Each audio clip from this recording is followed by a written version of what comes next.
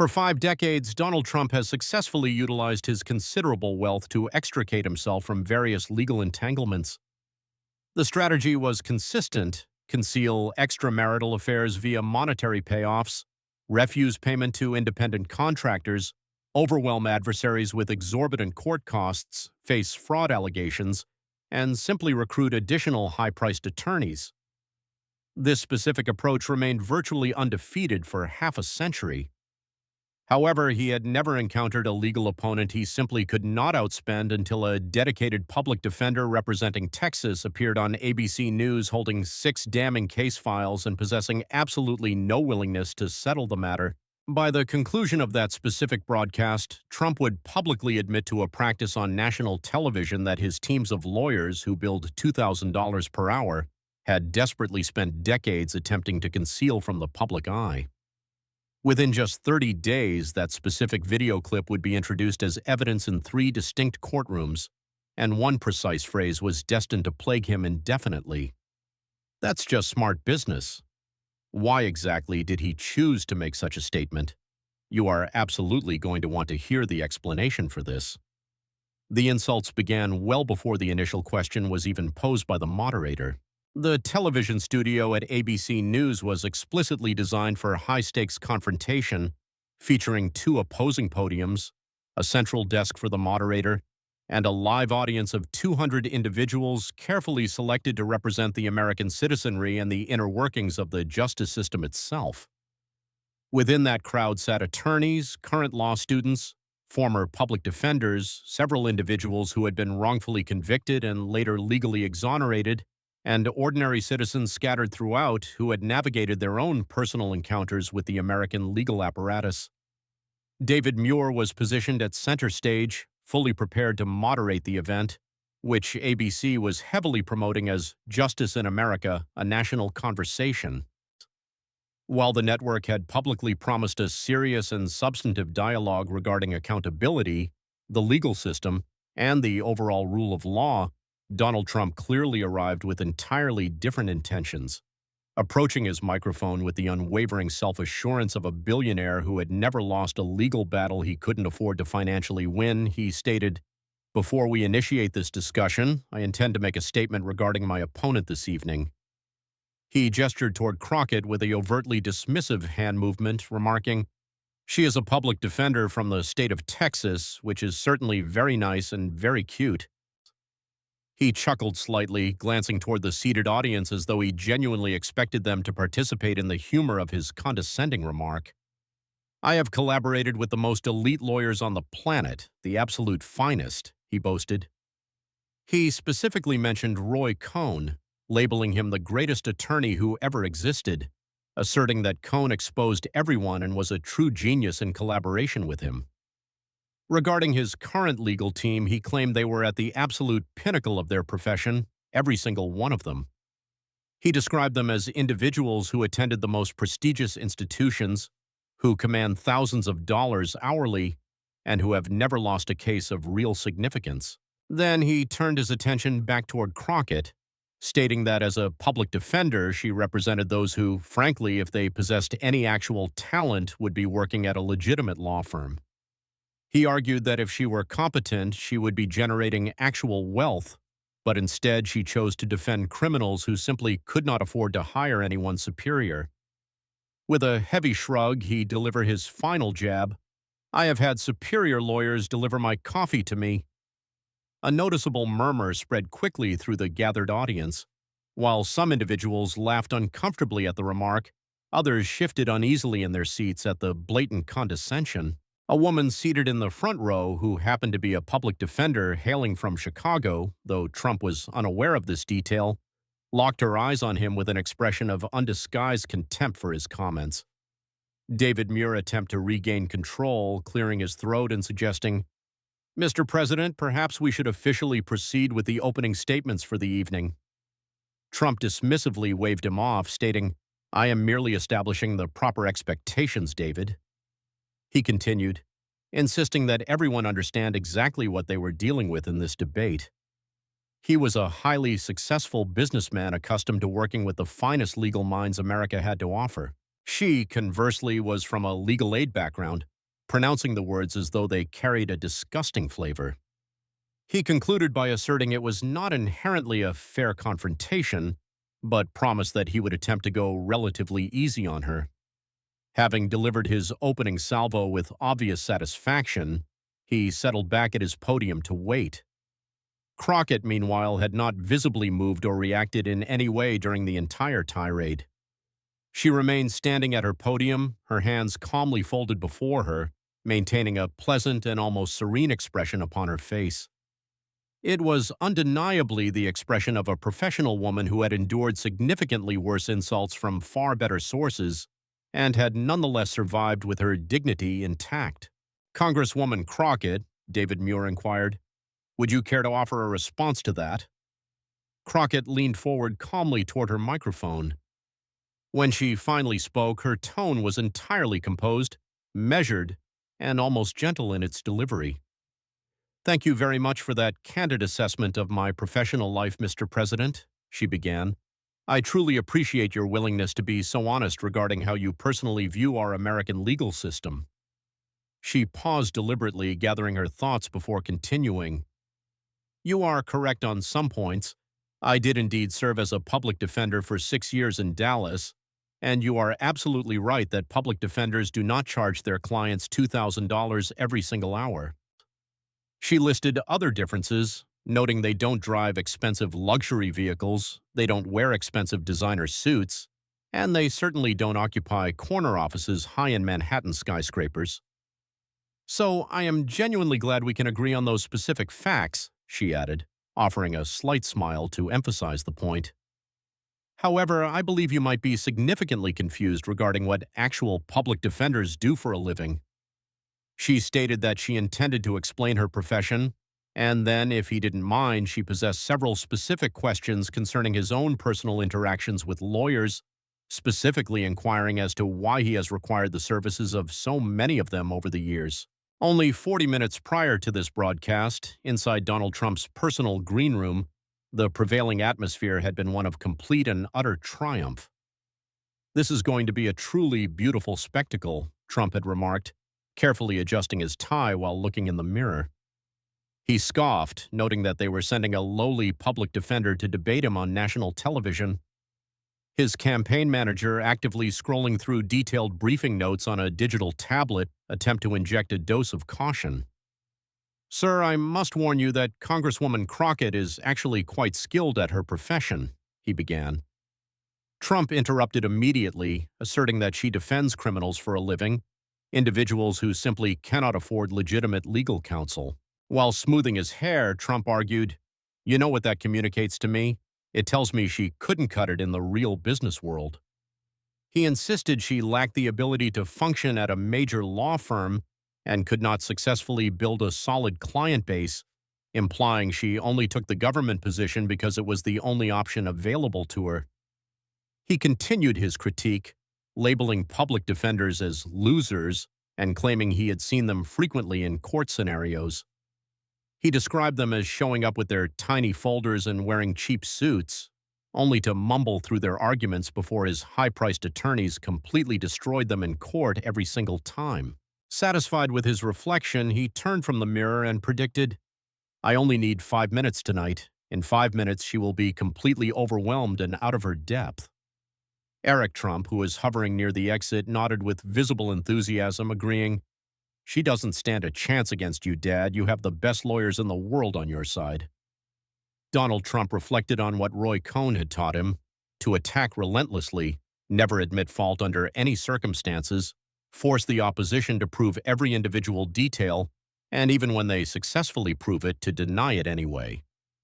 He smiled broadly at the recollection, concluding, "That is precisely how you win. That is how I have always won my battles."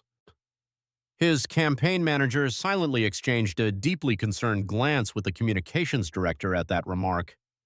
Neither of them vocalized what they were both actively thinking, that Crockett had in fact spent 6 long years rigorously cross-examining witnesses, exposing falsehoods and dismantling narratives that simply didn't hold up under scrutiny. They knew she had accomplished this in courtrooms where the legal stakes were truly life or death for her clients. They were also aware she had done this effectively while facing prosecutors possessing unlimited state resources and in front of judges who fully expected her to fail, yet Trump was utterly uninterested in hearing this information. He was never interested in hearing information that didn't align with his preferred worldview. 5 minutes, he confidently repeated, asserting that everyone would soon witness what occurs when a lowly public defender is sent to perform the work of a real attorney. 4 floors beneath that location, inside a significantly smaller and more modest preparation room, Jasmine Crockett was not engaged in reviewing policy papers. Instead, she was meticulously reviewing detailed legal depositions. "The Friel case," she softly murmured, carefully flipping through the contents of a labeled folder.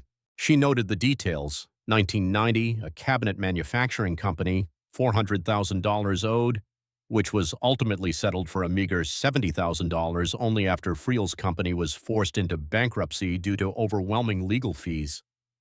She set that file aside and selected another folder.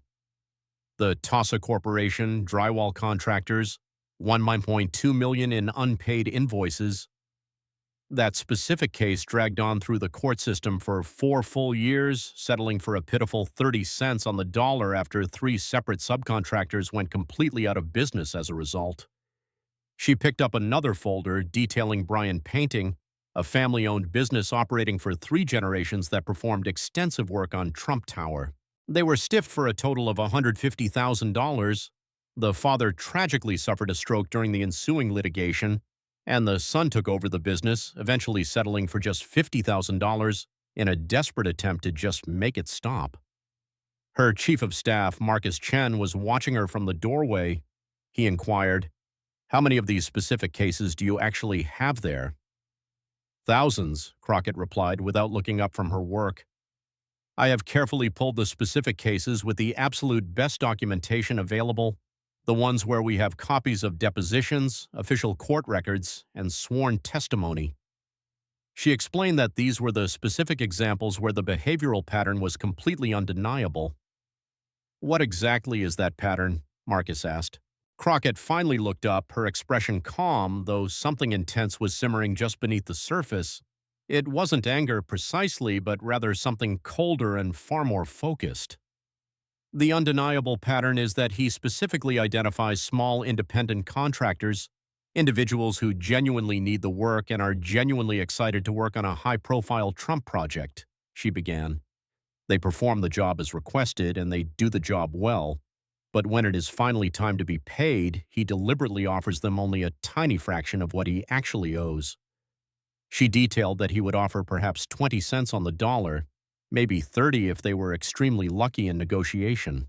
And when they refuse his lowball offer, he simply tells them to sue him for the rest, she continued.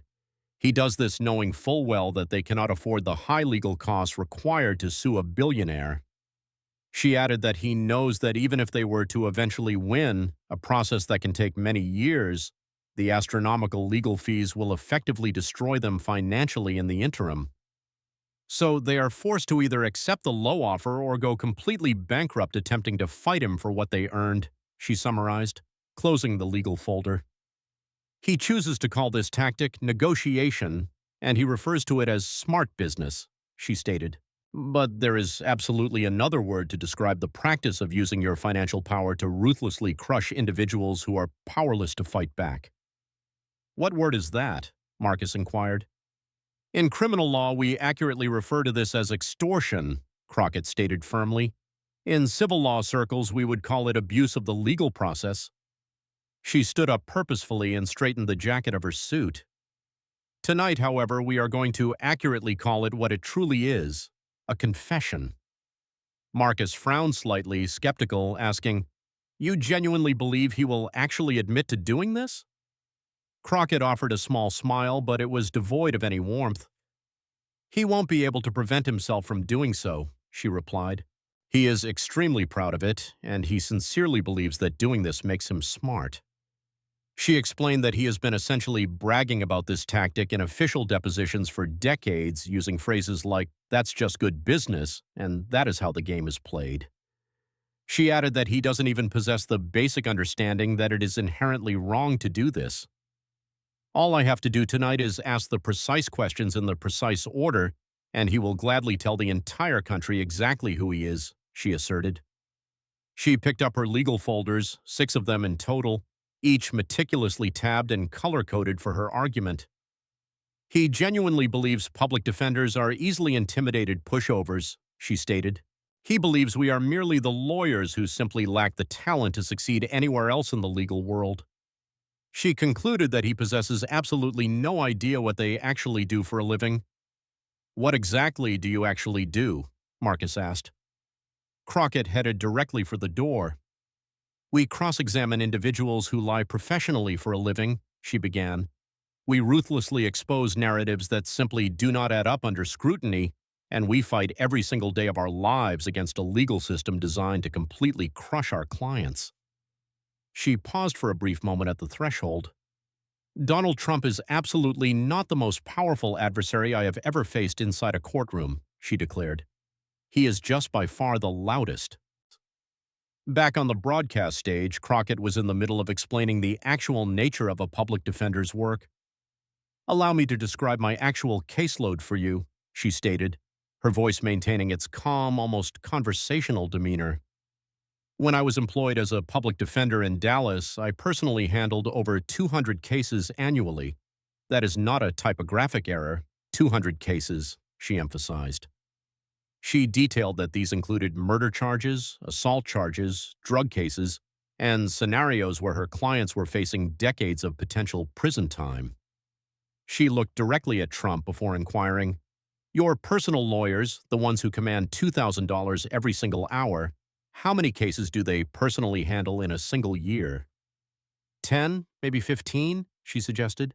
She pointed out that they have entire teams of associates hired to conduct the research, paralegals to file the legal motions, and investigators tasked to dig up evidence, whereas she possessed only herself, a massive stack of files and clients who were relying on her to be the sole entity standing between them and a legal system that desired to crush them. Trump shifted visibly at his podium, offering that the story was very touching. However, Crockett swiftly interjected, her voice sharpening, "But I am not yet finished with this point." The sudden sharpness in her tone actually caused him to stop speaking. "You asserted earlier that public defenders are merely lawyers who lack the ability to succeed anywhere else. Allow me to educate you on what public defenders actually do," she continued forcefully. She stated that they work significantly longer hours than his high-priced attorneys, earning a tiny fraction of their pay and handling vastly more cases with significantly fewer resources. She noted they must do this while facing prosecutors possessing the entire financial weight of the government behind them. "We fight tirelessly, and quite often we lose because the system is structured for us to fail," she declared. "But we fight anyway because that is exactly what our Constitution mandates. Everyone, regardless of wealth, is entitled to a defense."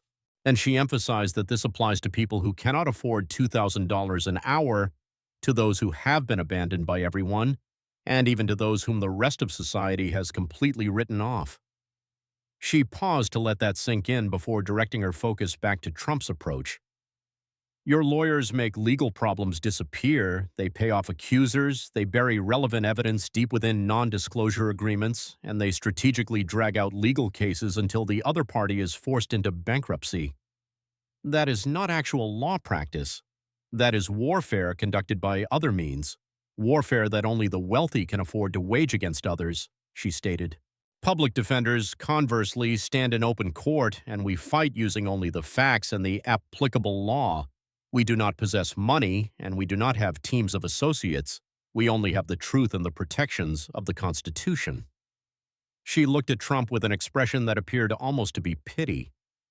"You have spent your entire life isolated and surrounded by lawyers who only tell you precisely what you want to hear, lawyers who make all your problems magically go away, and lawyers who shield you from facing real consequences. You have, in fact, never in your life faced a lawyer whose singular objective was for the actual truth to be revealed," she concluded with a slight smile. "Until tonight." A woman in the audience tentatively raised her hand to speak. She appeared to be perhaps 50 years old, dressed professionally, but carrying the tired eyes of someone who had already witnessed too much in life. David Muir nodded in her direction to proceed. "My name is Rebecca Friel Morrison," she began. "My father was Edward Friel Jr. He owned a cabinet-making business located in Philadelphia, which was a third-generation company started by my grandfather and built by my father, and I was supposed to one day take it over." Her voice remained steady, though a noticeable tremor of emotion was simmering just beneath the surface. "In 1988, my father secured what was supposed to be the contract of a lifetime, providing work for Donald Trump's Taj Mahal casino," she stated. "It was a $400,000 contract to build the specific bases needed for the slot machines. It was by far the biggest job our small company had ever had." She shared how proud her father had been, hiring extra workers, purchasing new equipment, and having his crew work overtime hours specifically to ensure they met the deadline. She looked directly at Trump. "He delivered everything precisely on time and precisely on budget, producing truly beautiful work, and then you simply refused to pay him." Trump attempted to interject and speak, but she kept going forcefully. "You offered him only $70,000, which was less than 20% of the amount you actually owed him. When he refused your lowball offer, you arrogant told him to sue you. You knew he could not afford to sue you, and you knew that even if he somehow won the legal battle, the legal fees required would financially destroy him," she declared. "He sued you anyway because he genuinely believed in the American system, believing that if you did good work and kept your word, you would be paid what you were owed." Her voice cracked slightly as she described the aftermath. "That lawsuit dragged on for 3 long years, 3 years filled with endless depositions, motions, and deliberate delays. Your lawyers, those $2,000 an hour lawyers, they filed motion after motion after motion, strategically dragging it out as long as possible to make it as expensive as they could for us. My father tragically suffered a heart attack during that second year. The immense stress, the feeling of betrayal, and watching everything he had built slip away simply because a billionaire decided he didn't feel like paying his bills." She continued, stating that he died in 1994, still fighting the case, still desperately believing he would eventually receive justice for his work. She wiped her eyes quickly before concluding, "We finally settled the case after he passed away. My mother simply couldn't take the fight anymore, and we received $100,000, which was only a quarter of what we were owed, and we were forced to sign a non-disclosure agreement saying we would never discuss it. But you know what? I am done with being quiet, and I am done protecting the man who effectively killed my father," she asserted. She looked directly at Trump again and stated, "You didn't physically pull the trigger, but you killed him nonetheless. You killed him with your lawyers and your delays and the sheer arrogance of a man who believes he can simply take whatever he wants from whomever he wants. So I have only one question for you, Mr. Trump, just one. Was it worth it to you?" she demanded. "Was the $300,000 you saved really worth my father's life?" The entire television studio was plunged into absolute silence. Trump's face had visibly turned a deep red. "I do not recall every single contractor," he attempted to argue. "His name was Edward Friel Jr." Rebecca's voice cut through like ice. "He had a wife named Mary, and he had 2 daughters. He coached Little League baseball on the weekends. He attended church every single Sunday. He built beautiful things with his own hands, and you ruthlessly destroyed him simply because you possessed the power to do so." Trump attempted to dismiss it as a business dispute, one of thousands. This prompted another voice to call out from the audience as a man stood up. He appeared to be perhaps 60 years old and was wearing a work jacket featuring a faded company logo. "My name is James Mitchell," he began. "I performed electrical work on Trump Tower back in the 80s.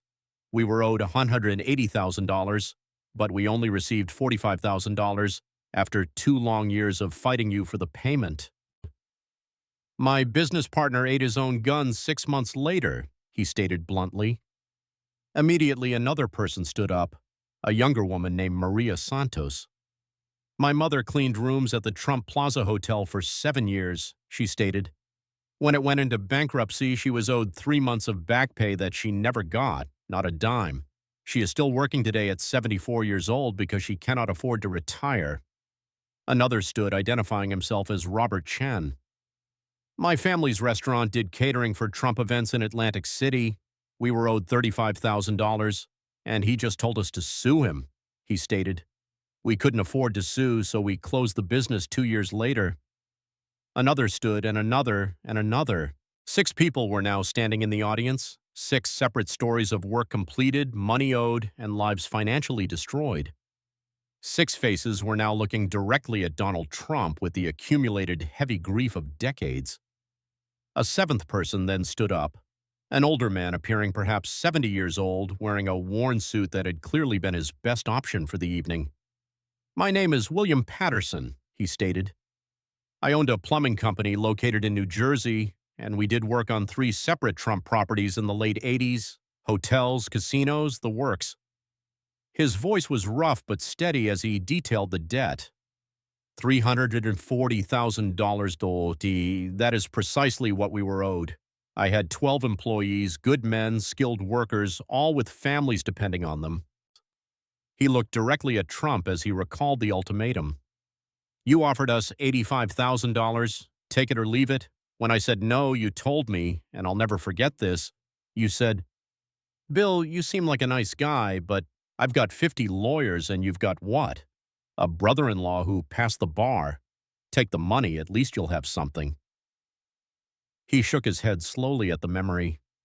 I didn't take your offer. I genuinely believed in the system, and I believe that if you do honest work, you get honest pay. 3 years later, my company was completely gone. My employees, those 12 families, they all had to find other jobs, and some of them lost their houses. One of them, Tommy Reeves, who'd worked for me for 15 years, his wife left him when they lost everything. Last I heard, he was living out of his car. I eventually got $120,000 in the settlement, which was less than half of what we were owed. After paying my legal fees, I had about $60,000 left. That is what I got for 3 years of fighting, losing my company and watching my employees' lives fall apart. He pointed an accusatory finger at Trump and declared, You cost me everything, and you didn't even know my name until tonight. An 8th person then stood up, a young woman, perhaps in her early 30s. My name is Jennifer Huang, she began. I am a lawyer now, but my story starts with my parents. Her voice trembled slightly as she shared her family's history. My parents owned a small landscaping business in Queens. They immigrated to this country from Taiwan in 1975. They built that company from absolutely nothing. 1 truck, 1 lawnmower, working 18 hours a day until they had created something real. In 1991, they secured a contract to do landscaping for a Trump property, a $75,000 contract. It was the biggest job they had ever had, and my mother literally cried when they signed the contract. She sincerely thought it meant they had finally made it in America. She wiped away fresh tears before continuing, You only paid them $15,000, 20 cents on the dollar. When my father attempted to complain, your people told him he was lucky to get anything at all. They told him if he made any trouble, they would report him to immigration. My father was a legal citizen. He'd been a citizen for 15 years, but he was scared. Scared of lawyers, scared of the government, and scared of powerful white men in expensive suits. So he took the $15,000, and he never talked about it again. He died in 2008, so he never saw what I became. He never knew I went to law school specifically because of what happened to him. He never knew I spent the last 10 years doing pro bono work for immigrants who get cheated by people exactly like you. She looked directly at Trump with an expression of cold fury. You didn't just steal money from my parents, you stole their dignity, she asserted. You made them feel small and powerless in a country they deeply loved, a country they had worked their whole lives to belong to. My father's name was Chen Wei Huang. He was a good man, he did good work, and you treated him like he was absolutely nothing. The entire audience was plunged into absolute heavy silence, and several individuals were openly crying. Even David Muir appeared visibly shaken by the testimonies. Trump looked around the room, his expression noticeably shifting from defensive arrogance to something closely approaching panic. These are ancient history. Business is extremely complicated, he attempted to deflect. Crockett's voice swiftly cut through the mounting chaos, calm and precise in its delivery. Allow me to pose a question, Mr. President, a very simple question requiring only a yes or no answer. Trump turned toward her, appearing almost grateful for the interruption of the testimonials. Have you ever deliberately refused to pay a contractor the full amount you actually owed them after they had successfully completed the work you had asked them to perform? The studio fell silent, waiting for the response. Yes or no, Crockett pushed. In the world of business, you negotiate, Trump deflected. That is not a yes or no answer. Allow me to rephrase the question for you, Crockett stated, her voice remaining patient and almost gentle, like an attorney who had asked this specific question 1,000 times before. Have you ever refused to pay someone the full amount you had previously agreed to pay them after they completed the work you asked them to do? Yes or no? After a long pause, Trump replied, sometimes the work wasn't up to standard, so yes, the answer is yes. Crockett nodded slightly. Allow me to ask a follow-up question. When these contractors complained that you were not paying them, did you ever tell them to sue you if they had a problem, stating they could go to court? She continued, did you ever say, and I am quoting from a legal deposition in the Friel case, sue me, I have more lawyers than you, and you'll go bankrupt long before I pay you a dime? Trump's mouth opened and closed soundlessly for a moment. I do not recall that specific, he began. I have the official transcript right here, Crockett stated, holding up a legal document. Page 47, Mr. Trump. Did you tell Mr. Friel to sue you? I am Mohuos. May have said something similar to that, he admitted. Did you tell him he would go bankrupt before you paid him? I was merely making a point regarding the legal system, he attempted to justify. She set the document down and looked at him. You told a man who completed $400,000 of work for you that you would not pay him, and that if he attempted to force you, you would deliberately destroy him using legal fees. And then you did exactly that. His company went bankrupt, his health completely failed, and he died. She looked at Trump directly and demanded, was that negotiation? Was that smart business? Trump's face had visibly shifted from red to something approaching a purple hue. This is a complete setup. This entire thing is a total setup. You brought these people here. You staged this whole event. I did not bring anyone, Mr. President. ABC invited audience members. These people applied on their own, and they have been waiting for decades for someone to finally ask you these specific questions. Trump dismissively labeled them disgruntled former say, arguing they are merely looking for money. Crockett interrupted. They already got their money, pennies on the dollar, after you ruthlessly crushed them with legal fees. They are not here for money. They are here for the truth. Crockett picked up another legal document.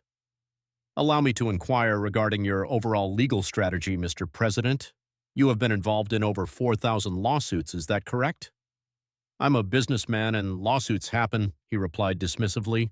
4,000 lawsuits, that is roughly one lawsuit every 3 days for your entire adult life, she noted, tilting her head slightly. Does that seem normal to you? When you are successful, people sue you, he argued. Actually, in about 2,000 of those cases, you were the plaintiff, meaning you sued other people, small businesses, contractors, cities, and individuals, often seeking millions of dollars, she stated, referencing a summary. And in another 500 cases, you were sued for non-payment, breach of contract, fraud, and refusing to pay people who did work for you, she added. Those were all merely business Trump attempt to say. Allow me to ask you directly, Mr. President. Crockett's voice was still calm, but there was undeniable steel underneath. Was it your strategy, your deliberate, intentional strategy to refuse payment to contractors, knowing that they could not afford to sue you, and knowing that even if they somehow won, the legal fees would destroy them in the process? Was that your fundamental business model? That's not, Trump stuttered. Allow me to read you something, she said, picking up another document. This is from a 1992 article published in the Wall Street Journal, quote, Mr. Trump's companies have filed numerous lawsuits and tangled repeatedly with small businesses over unpaid bills. Former associates say the delays and underpayments are part of a calculated business strategy. She looked up from the page. A calculated business strategy, not accidents, not disputes, but a strategy. A deliberate choice to utilize your immense wealth and your lawyers to ruthlessly crush people who simply couldn't fight back. That is fake news. The Wall Street Journal is fake news, and they twist things, he declared angrily. Allow me to attempt to use another source, Crockett stated, picking up a different document. This is from a 2016 USA Today investigation. They found 3,500 lawsuits involving you and your companies spanning over 4 decades. They interviewed dozens of contractors. Quote, the consistent pattern of repeated instances of non-payment suggests that stiffing contractors was standard operating procedure, not an aberration. She set the document down on her podium. Standard operating procedure, the Wall Street Journal, USA Today, official court records from dozens of cases, they all describe the exact same pattern. She pulled out one more document. And this is a quote from you, Mr. President, from a 2007 deposition in a case involving unpaid bills to a catering company. The attorney asked you directly, is it your practice to pay contractors less than the agreed amount? Your answer, I pay what I think the work is worth. If they don't like it, they can sue me. She continued reading. She then asked, do you consider that fair? Your answer, I consider it smart. Crockett looked up and locked eyes with Trump. You consider it smart? That is precisely what you said under oath. Is that accurate? Trump's face was deeply flushed with anger. In business, it is. Is that accurate, Mr. President? Do you consider it smart to pay people less than you previously agreed to pay them? If the work isn't up to standard, he attempted to argue again. Edward Friel's work was up to standard, and you never claimed otherwise. The cabinets were delivered on time and on budget, exactly as specified, but you simply decided not to pay him. And when he complained, you arrogant told him to sue you, she added. She gestured generally at the audience. Chen Wei Huang's landscaping work was up to standard. He performed the job exactly as contracted, yet you paid him only 20 cents on the dollar and threatened him with immigration authorities. William Patterson's plumbing work was up to standard. You actually admitted this during the settlement negotiations, stating the work was fine, you just didn't want to pay him. So allow me to ask you again. Was it your specific strategy to refuse payment for a satisfactory work, knowing that small contractors simply could not afford to fight you? Trump's voice rose significantly. That's just smart business. Everyone does it. You don't pay full price if you can successfully negotiate. You don't just give money away. That is how the game is played. Any businessman will tell you that. He stopped speaking abruptly, and the entire studio went absolutely silent. Crockett intentionally let the moment hang in the air for emphasis. That's just smart business, she repeated slowly and deliberately. You don't pay full price if you can negotiate. She turned her attention to the audience, looking at Rebecca Friel Morrison, who was still standing with tears on her cheeks, at James Mitchell, whose business partner took his own life, and at Maria Santos, whose mother is still working at 74 years old, and at all of them. Did you all hear that? That's just smart business. That is his defense. That is his only explanation for ruthlessly destroying your lives, your families, and your companies. He sincerely thinks it makes him smart.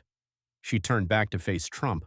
Mr. President, you just confessed on national television. You explicitly admitted that refusing to pay people, crushing them with legal fees, and destroying their businesses and their lives was your deliberate strategy, your smart business. That's not what Trump attempted to backtrack.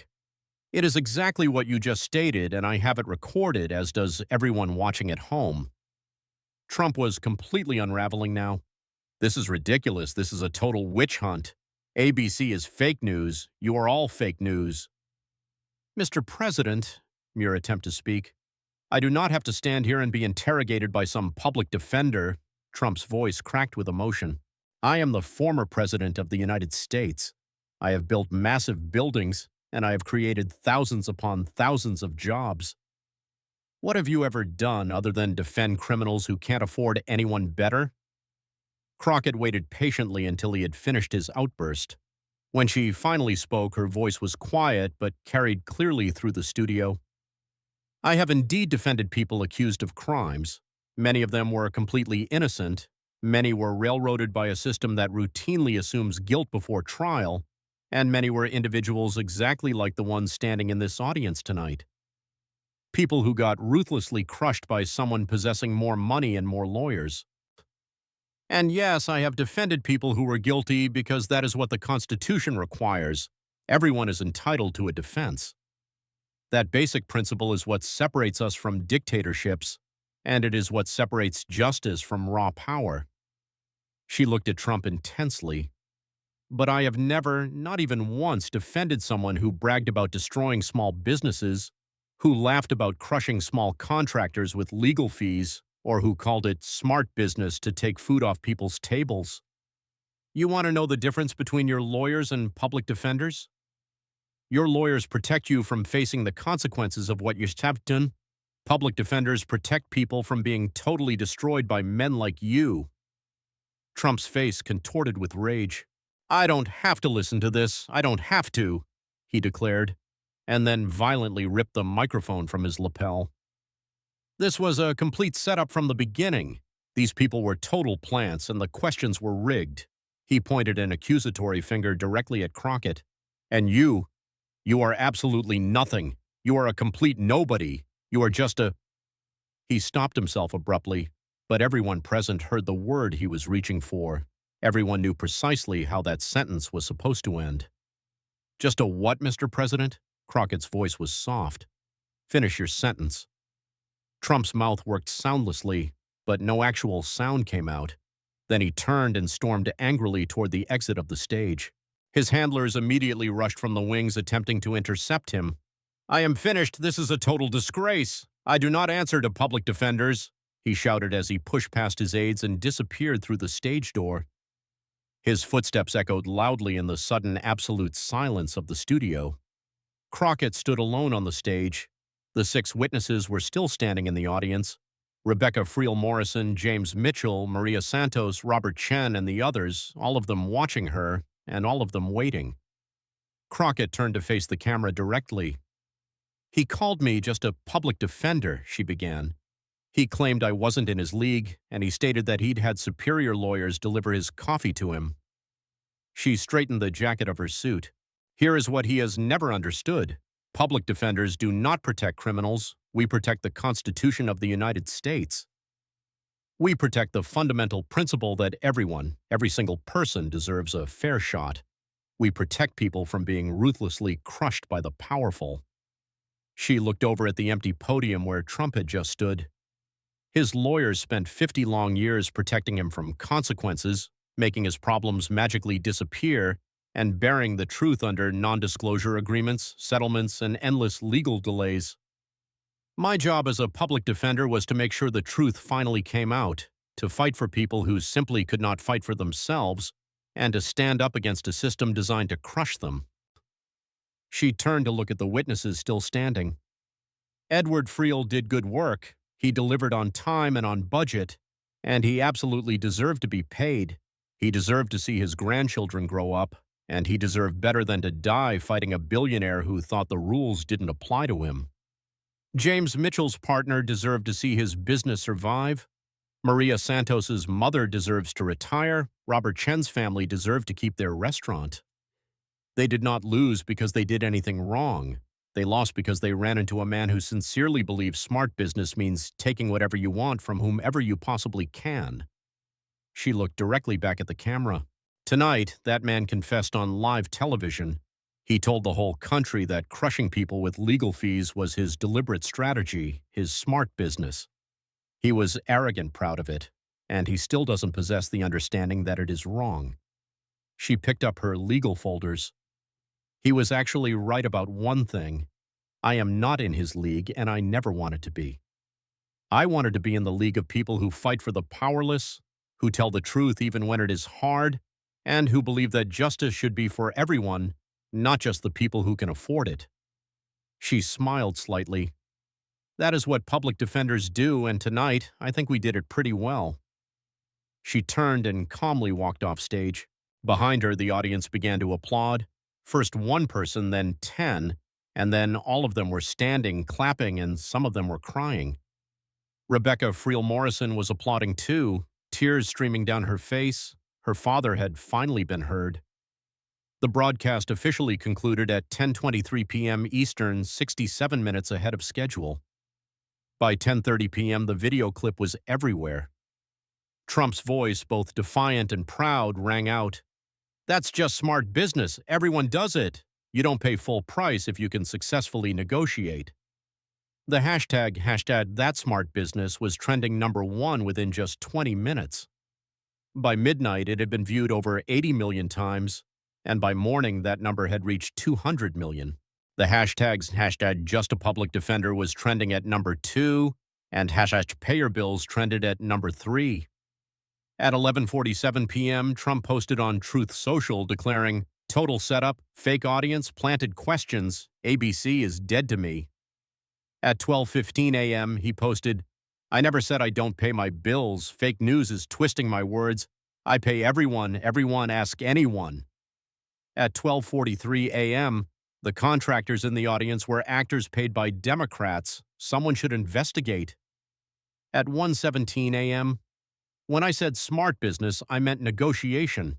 Every businessman negotiates. That's not illegal. Witch hunt." At 2:04 a.m., "Can't sleep, too angry about the unfair treatment, but we will win because America sees through the lies." At 2:38 a.m., Jasmine Crockett is a nobody, very low IQ, couldn't make it at a real law firm, total lightweight." At 3:15 a.m., "Going to sleep now, but let me be clear, I won tonight. Total victory. My lawyers are the best. Public defenders are losers. Everyone knows it." He had posted 37 times by 6 a.m., each post angrier than the last, and each one effectively proving Crockett's point more thoroughly than she ever could have herself.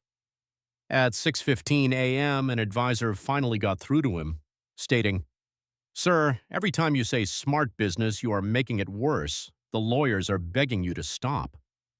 Trump's response, posted at 6:23 a.m., was, "My lawyers are the best. Unlike public defenders who are losers, I know more about law than any lawyer."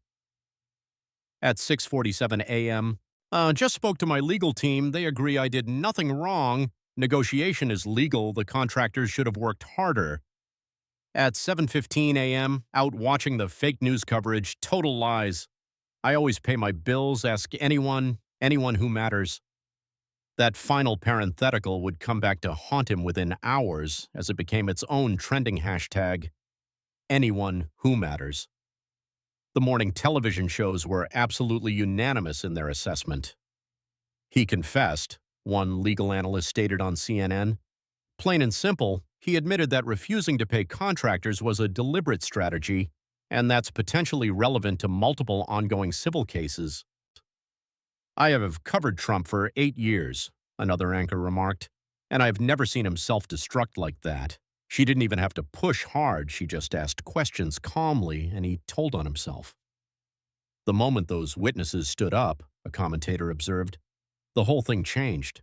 It wasn't about politics anymore, it was about people, real people whose lives were destroyed by a man who called it smart business. On Fox News, the coverage was notably subdued in comparison. No clips of the actual confession were played during their broadcasts. The few commentators who addressed it seemed palpably uncomfortable. "The president was passionate about defending his business record," one said carefully. "He admitted to not paying people," another pointed out. "Well, he said it was negotiation. He called it smart business to crush people with legal fees," the first responded. There was an awkward silence. Even Fox News could not find a way to spin this one. Within 24 hours, the confession had become the most analyzed moment in political television history. Legal experts dissected the exchange frame by frame. Body language analysts carefully examined Trump's posture when he uttered the phrase, smart business. Linguists parsed the words, the rhythm of his speech, and the revealing syntax of a man who didn't realize he was actively confessing. "What's remarkable," one Harvard law professor told CNN, is that he is clearly proud of it. He's not offering an excuse. He's not claiming ignorance. He is explaining his strategy, and he thinks it is a winning argument. He genuinely believes that everyone operates this way, she continued. That is the most damning part. He's not a businessman who sometimes cuts corners. He is a predator who built an entire empire on ruthlessly crushing people who couldn't fight back, and he told the whole country on live television while seemingly expecting them to be impressed. The clip was set to music, it was auto-tuned, and it was remixed, memed, and shared again. "That's just smart business" became a generic catchphrase used ironically whenever someone described obvious exploitation. A landlord raises rent by 300%? That's just smart business. A company cuts healthcare benefits while giving executives massive bonuses? That's just smart business. A corporation dumps toxic waste in poor neighborhoods? That's just smart business. The phrase became cultural shorthand for everything wrong with American capitalism, and Trump had handed it to his critics gift-wrapped.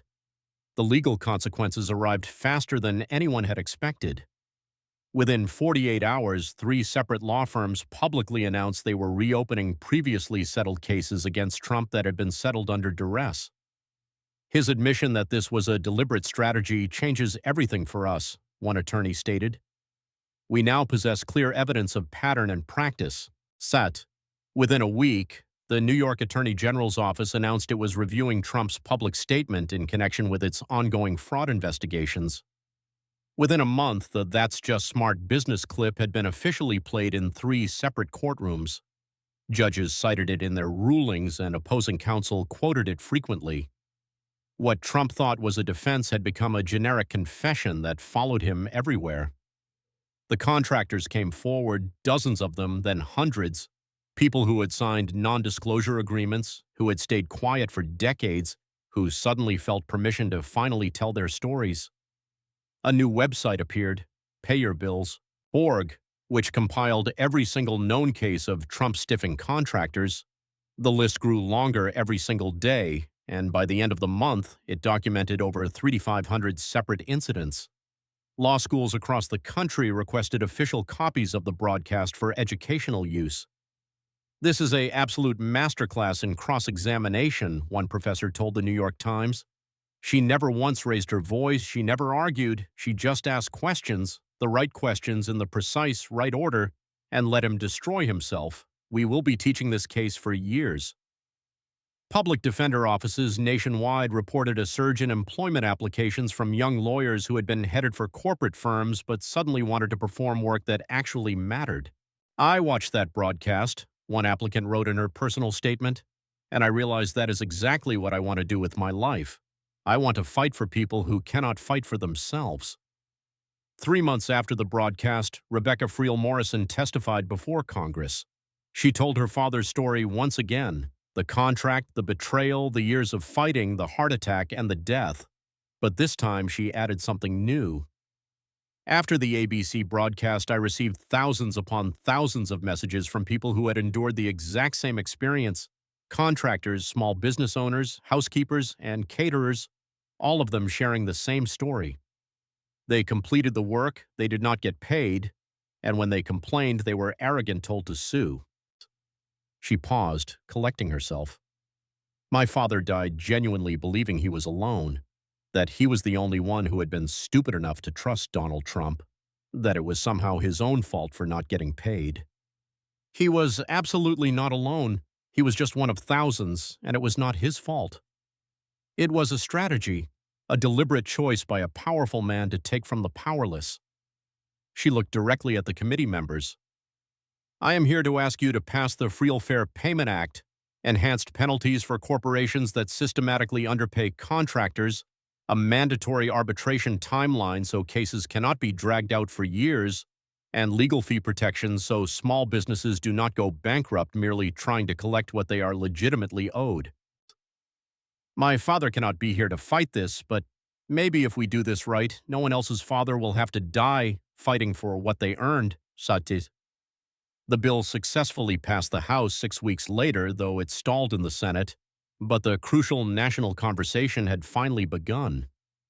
And across the country, something else was happening. Something quieter, but no less significant.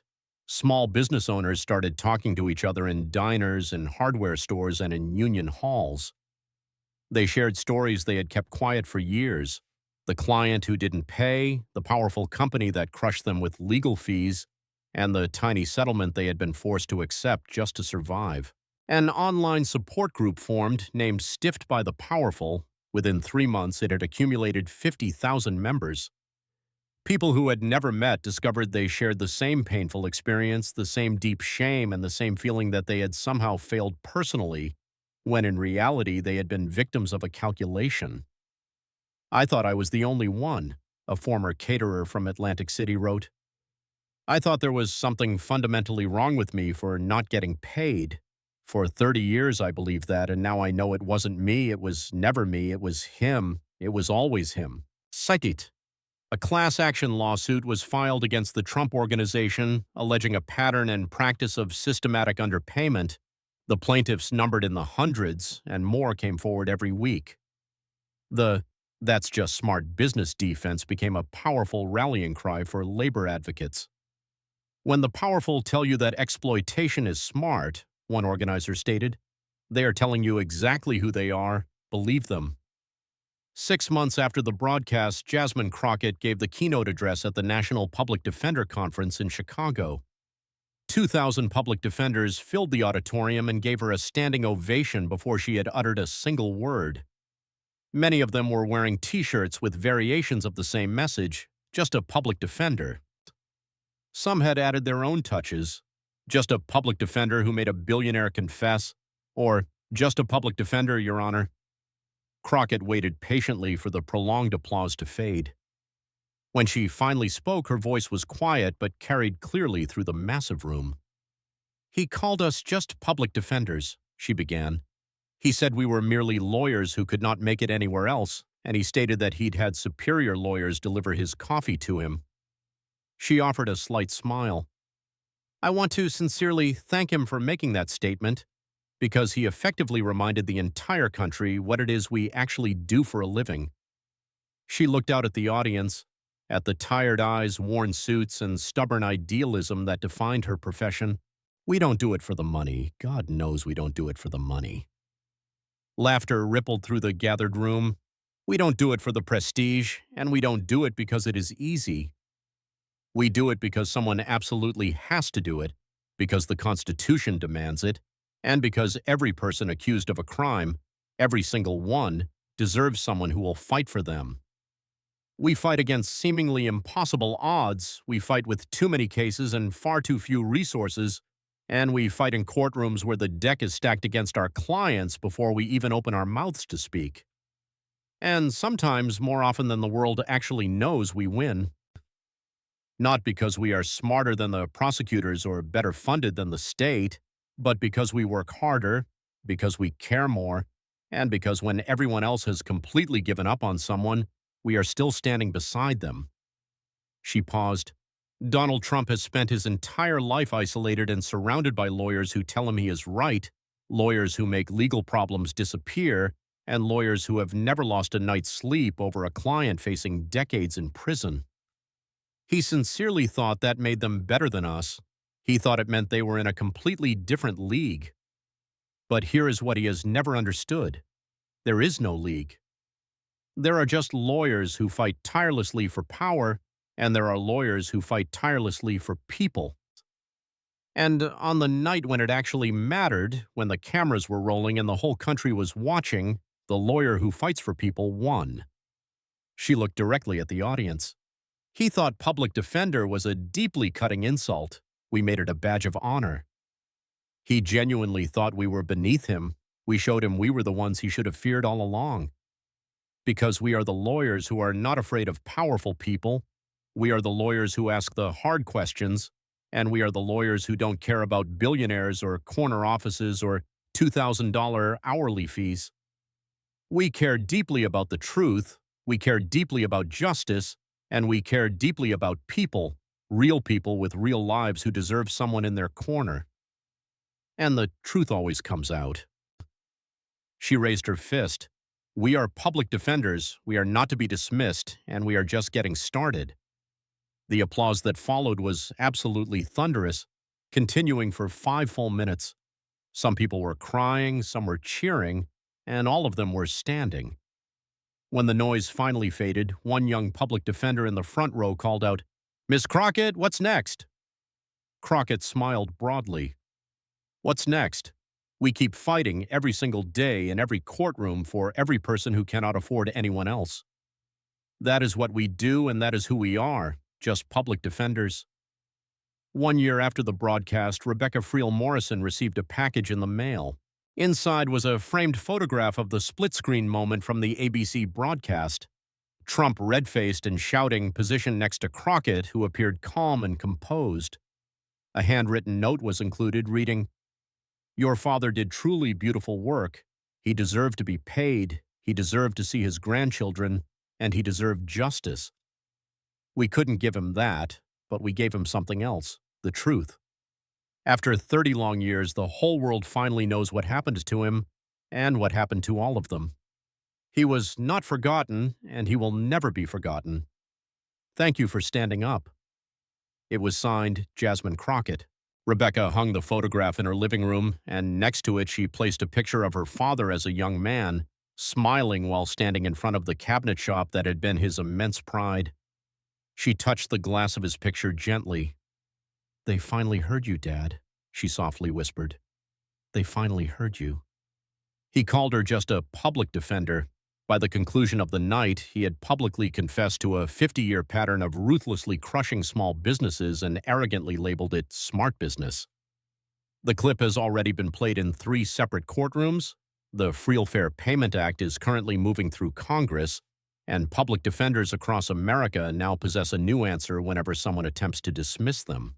If this story moved you, please share it with someone who has ever been stiffed by someone possessing more money than them. Share it with anyone who has ever been told they are not in the league of the powerful. Share it with anyone who genuinely believes that justice should be for everyone. And the next time someone tells you that public defenders are merely second-rate lawyers, remember they are the ones who are not afraid to ask the hard questions. That's just smart justice.